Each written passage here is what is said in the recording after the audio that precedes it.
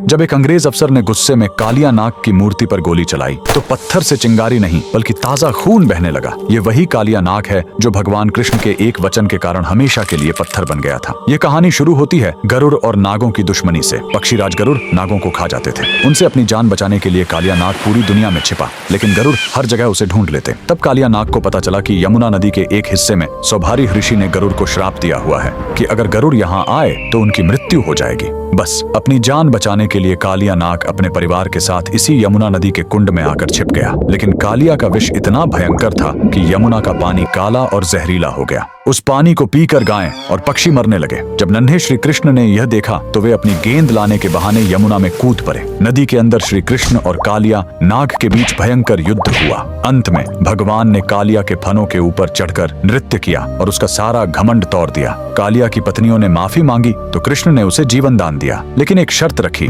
तुम्हें अभी इसी वक्त यमुना छोड़कर वापस समुद्र में जाना होगा। जाते समय भगवान ने उसे एक चेतावनी दी, जाते समय पीछे मुड़कर मत देखना, वरना जहाँ देखोगे वहीं पत्थर के हो जाओगे। कालिया नाग अपने परिवार के साथ निकल पड़ा, लेकिन जैसे ही वह ब्रज की सीमा पर स्थित जैत गांव के पास पहुंचा, उसके मन में एक बार फिर वृंदावन को देखने का मोह जाग उठा। उसने सोचा एक आखिरी बार देख लूं, और जैसे ही उसने पीछे मुड़कर देखा, श्री कृष्ण के वचन अनुसार वह तुरंत वहीं पत्थर की मूर्ति में बदल गया। कहा जाता है कि उसकी पूंछ आज भी जैत गांव के जमीन के नीचे से लेकर वृंदावन तक फैली हुई है। सदियों बाद जब भारत में अंग्रेजों का राज्य आया तो उन्हें इस कहानी पर विश्वास नहीं हुआ। सच्चाई जानने के लिए एक अंग्रेज अफसर ने मूर्ति के आसपास खुदाई शुरू करवाई, लेकिन खुदाई का कोई अंत ही नहीं मिल रहा था। झल्लाहट और गुस्से में आकर उस अफसर ने अपनी बंदूक निकाली और कालिया नाग की पत्थर की मूर्ति पर गोली चला दी। तभी पत्थर के उस घाव से खून की धारा फूट पड़ी। ये चमत्कार देखकर अंग्रेजों की रूह कांप गई और वे वहां से दुम दबाकर भाग खड़े हुए। आज भी जैत गांव में वह मूर्ति मौजूद है। कमेंट्स में जय श्री कृष्णा जरूर लिखें।